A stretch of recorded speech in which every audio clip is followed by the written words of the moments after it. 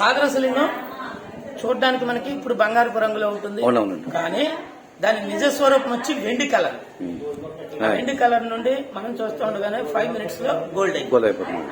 అందులో ప్రాణశక్తి ఉంది. అలాంటి ప్రాణశక్తి ఉన్న శివలింగం మీద నీళ్లు పోసుకోవాలి అనుకుంటే ఎంత భాగ్యం. అలాంటి మహాభాగ్యాన్ని 108 స్తంభాల్లో ఎక్కడ పోసినా అక్కడికి వెళ్లి ఆయన మీద 108 దారులుగా పడతాయి. చెప్పండి.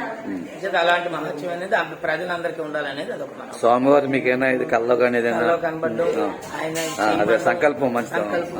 మనం కావాలనుకున్నది ఇవ్వడం, అంటే ఓ స్తంభానికి 108 శివలింగాలండి.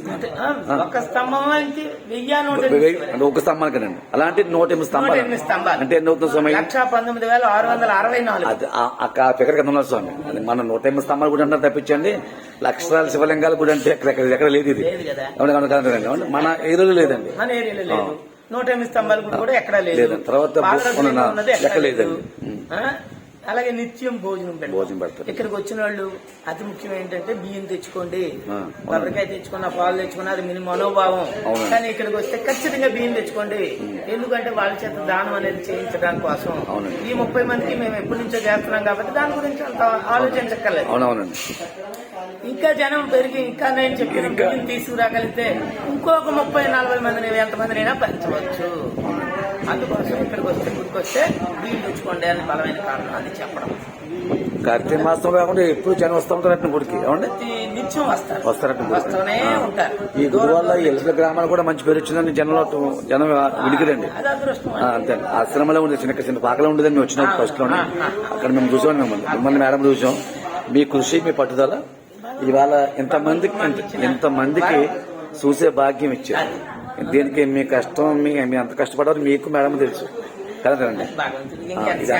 ఇది అన్నిచ్చు, ఇది చిన్న విషయం కాదండి. ఇది చూడడానికి ఈజీగా ఉండొచ్చు కాక వెళ్తాను సార్.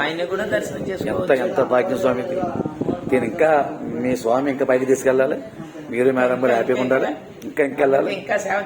ఇంకా ఈ ఆశ్రమం కూడా మంచి పీఠం అవ్వాలి కోరుకున్నాను. ఎలాగండి మీ పీఠం గొప్ప పీఠం అవ్వాలని, శక్తి పీఠం అవ్వాలని కోరుకున్నాను. అమ్మవారు మీకు మంచి అదృష్టం అవ్వాలి, మేము మంచి అవ్వాలి. మిమ్మల్ని కలిసినందుకు థ్యాంక్స్ సార్. ఆయన కాదండి, మిమ్మల్ని చూస్తేనే మాకు జనధన్యం అవుద్ది. ఏమండి కట్టడం గొప్ప కదండి. సంకల్పం మంచిదై ఉంటేనండి. ఒక్కదానికి 1000 శివలింగాలంటే అది తాటినేసి కదా కష్టం అవుద్ది. ఎక్కడ చేయించాలి, ఎంత కష్టమే ఉండదు మరి కట్టడానికి. ఎంత టైం పడుతుందండి గుడి కట్టడం? ఎంత టైం పడుతుందండి? 8 నెలలు. అబ్బా ఎంత సంకల్పం అండి. కేవలం 8 నెలల్లో గుడి పూర్తిగా సంపూర్ణంగా చేసుకోగలిగాం. మిగిలిన కార్యక్రమాలు ఒకప్పుడు చేసుకుంటాం సార్. మరి వామాలు మళ్ళీ కళ్యాణం చూసుకుంటాయండి. ప్రతి సంవత్సరంలో ప్రతి నెల చండీ యాగం జరుగుతుంది. ప్రతి నెల అండి? ప్రతి నెల అమావాస్యకి స్వామి కళ్యాణోత్సవం జరుగుతుంది. కళ్యాణోత్సవం శివరాత్రికి జరుగుతుంది. తీర్థం జరుగుతుంది. అలాగే శివరాత్రితో పాటు గోష్ఠాష్టమి. ఆవును బియ్యంతో తులాభారం చేస్తాం. ఆవును మొత్తం అంత బియ్యం అంత బరువు ఎంత ఆవుందో అన్ని కేజీలు బియ్యం 100 కేజీలు బియ్యం పోస్తాం. ఆ బియ్యాన్ని ప్రజలందరూ కూడా పోసుకోవచ్చు. అందరూ పోసుకుంటే అది ఏ నెల అవుతుంది మేడం? ఏ నెల అవుతుంది సార్? ఏ నెల అండి? ఈ నెల నవంబర్ అండి. నవంబర్ నవంబర్ 9 వస్తుంది ప్రతి సంవత్సరం అండి. కార్తీక మాసంలో గోష్ఠాష్టమి. కార్తీక మాసంలో అంటే అష్టమి. అంటే అష్టమి, నవమి, దశమి అండి. అంటే ముందు అష్టమి. అదే 13 ఏకాదశి వచ్చిందండి. ఈ 9 వచ్చింది. 9వ తారీఖు. రైట్. గోష్ఠాష్టమి సందర్భంగా ఆవునే మనం చూస్తేనే మహాభాగ్యం అనే విధానం ఉంటుంది. అబ్బబ్బా, అటువంటిది ముట్టుకుంటే మహాభాగ్యం. అది మిస్ ఆయనే తోచగలిగితే అలాంటి మహాభాగ్యాన్ని అందరికీ కల్పించాం. అవునవును. అందరూ పాల్గొన్నారు. ప్రజల బోలెంత మంది వచ్చారు. అప్పుడు అన్న సంతర్పణ అందరికీ ఉంటుంది.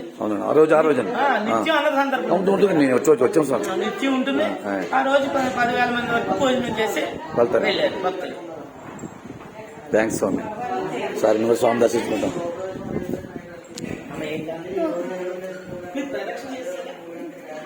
ఇది శివలింగాల దర్శనం. స్వామివారు మనకి ఇంటర్వ్యూ ఇచ్చారు.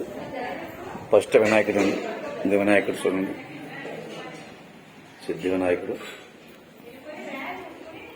ఇదండి, ఇదే స్వాములు పోస్తున్నారు. భృగాల శివలింగాలు ఉన్నారు.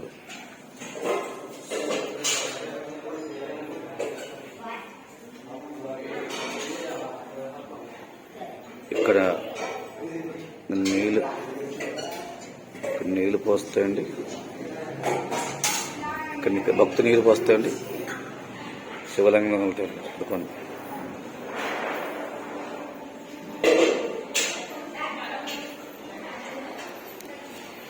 చాలా పవిత్రమైన ఆలయం ఇది.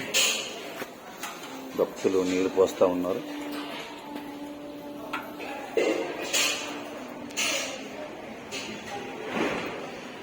అన్నపూర్ణాదేవి.